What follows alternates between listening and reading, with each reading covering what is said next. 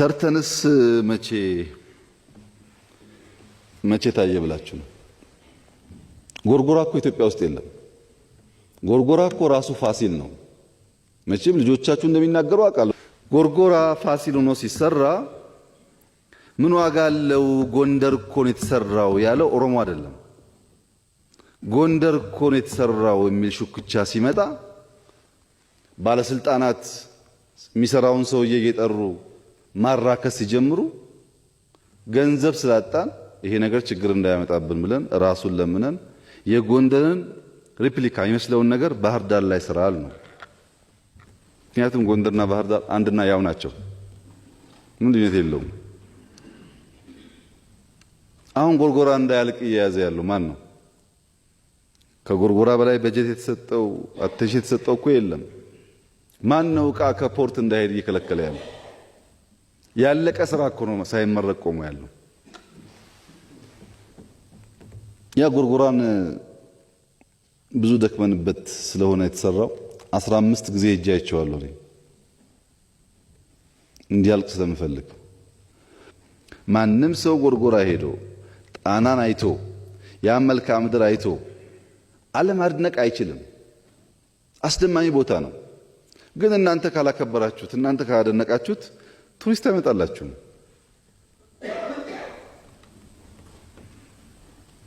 ፋሲል እንዴት ቀረ አለች እህቴ። ፋሲል እኮ እኔ ጎንደር መጣው ካቢኔ ጋርና የጎንደር ሽማግሌዎች እራት ጋበዙኝ። አንተ ያለ ፋሲል ፈረሰ እኮ ምን ትጠብቃለህ አሉኝ። ሽማግሌዎች ጠይቀዋል ብዬ መጥቼ ተመካክረን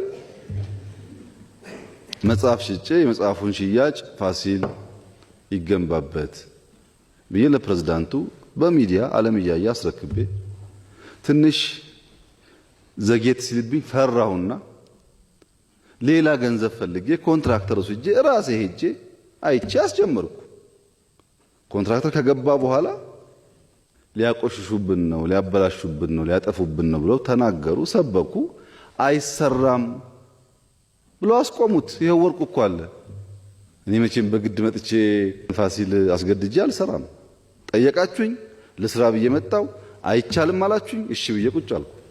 የሚኒልክን ቤተ መንግስት ካደስን ኃይለ ሥላሴን እየተነሱ ቤት ኪራይ መጨመር የሚባል ነገር አይቻልም። ቤት ኪራይ ዝም ብሎ መጨመር አይቻልም። የትም ዓለም አይቻልም፣ እኛም ጋር አይቻልም። ማንም ቤት ኦን ያደረገ ሰው ኢትዮጵያ ውስጥ በራሱ መሬት ኦን ያደረገ የለም። መሬት የወል ሀብት ነው አይደለም? ቤት ኪራይ የምንወስነው ለሱ ነው። ግን ባለሀብቶቹ እንደዛ አይመስላቸውም፣ የግላቸው ይመስላቸዋል ሁሉ ነገር። እንደዛ አይደለም። ቤት ኢንቨስት አድርጉ ብያለሁ፣ ሶሻል ሪስፖንሲቢሊቲ ብያለሁ። ሶስተኛው ደግሞ ከሆነ አማውንት በላይ አሁን ደሃው እንዳናስቸግረው ከ1 ሚሊዮን ብር ወይ ከ2 ሚሊዮን ብር በላይ የሚያወጣ ቤት ህንፃ የሰራ ሰው ፕሮፐርቲ ታክስ መክፈል አለበት። ይሄ የትም ዓለም ያለ ኤክስፒሪየንስ ነው። ዝም ብሎ በነፃ የሚባል አንዴ ሰርተዋል፣ አንዴ በዘመድ አዝማድ በጉቦ ስለወሰደ ቦታውን ስለሰራበት እድሜ ልክ በነፃ የሚባል የለም። ታክስ ይከፈላል። ቤቱ ያንተ ነው፣ ግን ታክስ ትከፍላለህ። ስንት ነው አማውንቱ? ስንት መሆን አለበት? አጥኑ፣ ስሩ። ድሃው እንዳይጎዳ ዝቅተኛ ቤቶችን ተዋቸው፣ ችግር የለም። ዋና ዋናውን ህንፃ፣ ዋና ዋናው ቪላ ታክስ ይክፈል። አራተኛ አፍሪካም ጭምር ያለ በሰለጠነው ዓለም የተለመደ አንድ ሰው ከቤቱ ፊት ለፊት ያለው ሳር ከደረቀ ይቀጣል። መድረቅ አይችልም ሳር። ውሃ ማጠጣት መንከባከብ ግዴታው ነው። ይሄን ታውቃላችሁ። በረዶ ማንሳት በረዶ ባለበት ሀገር ግዴታ ነው። ቆሻሻ ማንሳት ግዴታ ነው። ከፕሮጀክት አንጻር ዊንዶውስ ኦፍ አፍሪካ ቦሌ አካባቢ የሚሰራው በጣም ኢምፖርታንት ፕሮጀክት ነው፣ መስራት አለበት። ከኤርፖርት ጋር ተያይዞ አብዛኛውን ትራንዚት የሚያደርገውን ሰው ከተማችሁ ውስጥ ያስቀርላችኋል። እዚህ ከቀረ 1 ቀን 2 ቀን ገበያችሁ ያድጋል። ሆቴሎች ገበያ ያገኛሉ፣ ታክሲዎች ገበያ ያገኛሉ፣ ትናንሽ ሰርቪሶች ገበያ ያገኛሉ። ሰው ማስቀት አለባችሁ። ዊንዶውስ ኦፍ አፍሪካ የሚባለው ከኤርፖርት እዛ ያለው ቦታ ላይ የሚሰራ ፕሮጀክት ልክ እንደ ሸገር ምናምን ነው፣ ግን ብዙ ማርኬት ምናምን ያለበት ሆስፒታሉ አካባቢ ማለት ነው። አደባባይ ላይ በመገናኛ አካባቢ የሚታይ አንዳንድ ነገሮች አሉ። በእነዚህ ሴት እናቶች ላይ ምን ታስቧል? ስላዳመጡኝና ለጥያቄዎቼ መልስ ስለሚሰጡኝ እጅግ አድርጌ አመሰግናለሁ። ይሄ እድል ስለተሰጠኝ በጣም አመሰግናለሁ። ትላንትና በጎበኘነውና ባየነው ነገሮች በጣም ተደምሜያለሁ፣ በጣም ተደስቻለሁ። ጥያቄዎች አሉኝ። አንደኛው ሀረር ላይ ውሃ በጣም ችግር አለ። ለልማትም ለመጠጥም ለመጠቀምም ችግር አለብን። በብዛት ደግሞ ሴቶች ያው ከውሃ ጋር እንላቀቅም እና የውሃ ፕሮጀክት ምን ተስፋ አለው? ይቀጥላል ወይ? ሁለተኛ ደግሞ ሴት እንደመሆናችን መጠን የኢኮኖሚያችን ተደራሽነት እንዲደርስ ያው የሴቶች እድገት ብድር ቢመቻችልን፣ ለሙስሊም ሴቶች ደግሞ ያው ከወለድ ነጻ ብድሮች ቢስተካከልና ቢመቻችልን ብዬ ጠይቃለሁ። በጣም ነው ማመሰግነው። እሺ አመሰግናለሁ። በመቀጠል ጥያቄ ያለን እንደ ድሬዳዋ ከአንደኛው እንግዲህ ለእናታችን እንድታደርስልን በክብር ጠቅላይ ሚኒስቴራችን ከይቅርታ ጋር ሊጠይቁት ነው። በቀዳማዊት እመቤታችን በተለያዩ ክልሎች የሚሰሩት ፕሮጀክቶች አሉና የእንጀራና የዳቦ ፕሮጀክቶች እና ትምህርት ቤቶች እሷን ከክብር ጋር እርሶ መጥቶ ድሬዳዋ ላይም ሻራውን ቢያሳርፉልን፣ እዛ ላይም የተቸገሩት ሴቶችም እናቶችም አሉና እኛም እንፈልጋለን እንደ ድሬዳዋ እንድትመጣልን ነው የምንለውና በሁለተኛ ደግሞ በፌዴራል ሚኒስቴር መስሪያ ቤቶች የሚመለከታቸው ተቋማት በድሬዳዋ አስተዳደር ለሚገኙ ተመሳሳይ ቢሮዎች ላይ ፕሮጀክቶች ቢታቀዱልን፣ ለምሳሌ እንደ ውሃ፣ መጠጥ ውሃና እንደ መስኖና እንደ ቤቶች ልማት ነው የሚለውን በጣም አመሰግናለሁ። ያው ምስጋና አቀርባለሁ። ጋምቤላ የጸጥታ ጉዳይ አስቸጋሪ ሆነ። ችግር የሚፈጠሩ ወንዶች ናቸው፣ የሚጎዱ ሴቶችና ህጻናቶች ናቸው። ችግሩ ባለሙያ ጋር አይደለም፣ አመራር ጋር ነው። ወንበር የሚፈልጉ ሰው አመራሮች። ይህ ችግሮችን ለመፈታት መንግስት ምን አስቧል? ጠቅላይ ሚኒስትራችን ዶክተር አብይ እግዚአብሔር ቅፍ ድግፍ አድርጎ ከዚህ በፊት እንደጠበቀ ሁሉ ጠብቆ ቀሪው ልማት ፈላጊዎችንም ክልሎች እንድታለማ ያድርግህ። እኔ የምለው ይሄንን ነው። ቅድም እርሶ የሰሩት ፕሮጀክት ከኮንሻ ጀምሮ ያላየሁት የለም። በቴሌቪዥንም በአይኔም ካላላ ኬላ ጀምሮ በቴሌቪዥን ያላየሁት የለም። ጅማ ላይ የነበረው ቡናና ማር በአይኔ ላይ ይሄዳል። እኛም እንደዛ መስራት እንችላለን። ለነጋዴ ሴቶች የፋይናንስ አገልግሎት ቢዘጋጅልን፣ ብድር ብናገኝ፣ ልማት ባንክ መተከል ዞን ላይ ማለ አሶሳ ላይ ያለ ያንን በማያያዝ ወደ ስራ ብንገባ እርሶ የሰጡት መመሪያ ስለሚሳካ ስለሚሰምር ስለሚሰራ እንዲነግሩልን ብቻ እንዲያግዙልን። አመሰግናለሁ። ክቡር ጠቅላይ ሚኒስትር ሳላመሰግኖት ማለፍ አልፈልግም።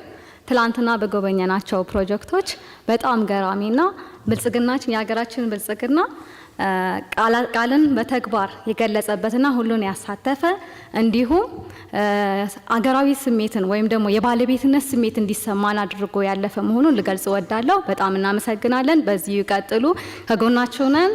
እናመሰግናለን ማለት ፈልጋለሁ። ወደ ጥያቄው ስመለስ ክቡር ጠቅላይ ሚኒስትር በእርስዎ መሪነት ሴቶች ወደ ውሳኔ ሰጭነት በመምጣት ወይም በማውቃት ረገድ የተሻለ አፈጻጸም እንዳለ ይታወቃል።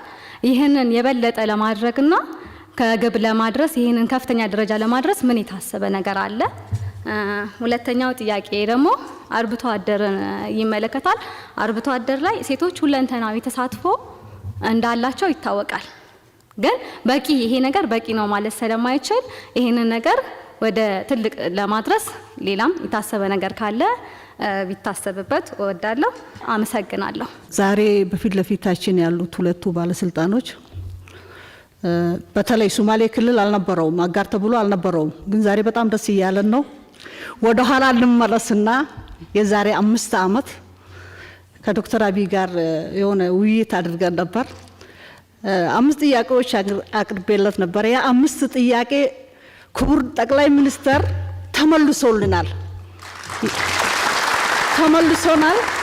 ምላሹንም አግኝተናል። አንድ ጊዜ ነው ከዛ በኋላ የመጣሁት።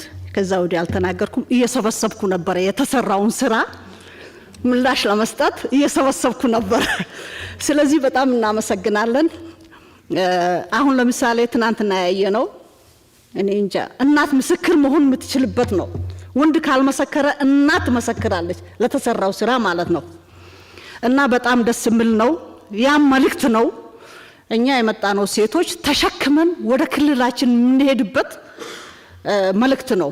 ምክንያቱም ባለፈው ዶክተር አብይ ሲመጡ ለእንትን ሶማሌ ክልል አድጓል ግን ችግኝ የለም ብለው ነበረ። ያ ችግኝ የሌለበት ቡቃያ ናት።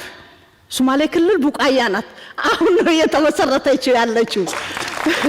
ስለዚህ እንተክላለን። ያን መልእክት ይዘን ትናንትና የሰራችሁትን ስራ ብልጽግና የሰራውን ስራ በጣም የሚደነቅ ነው። በዚህ ውፍረቴ በዚህ ቁመቴ ያን ሁሉ ሲዞር አልደከመኝም። ምክንያቱም በጣም ደስ እያለኝ ነው ይዞርኩት። አልደከመኝም። ማታ ብቻ የቤት ስገባ ደከመኝ እና የሚታየው ካስደሰተህ አይደክምህም፣ አይሞረህም፣ አይረበሽም እና በጣም ደስ ይላል። እናመሰግናለን።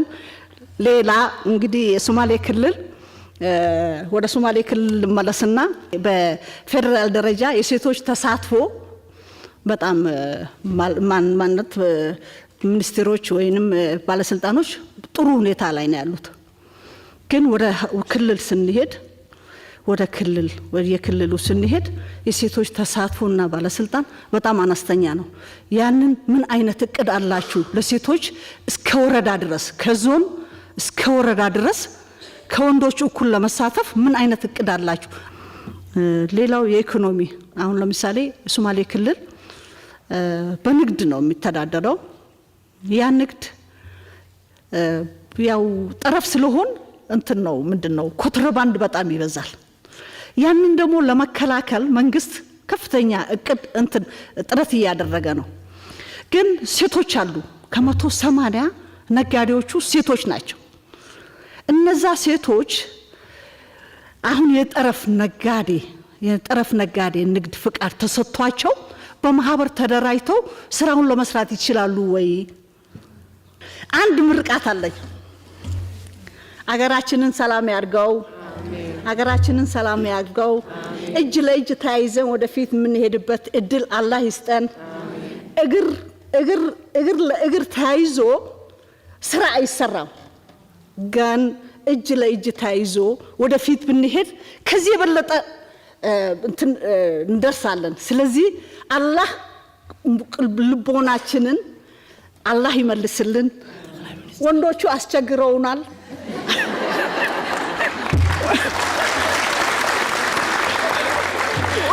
ወንዶቹ አስቸግረውናል። እኛ እናቶች ነን፣ በብዙ ቦታ ነው የምንጠቃው።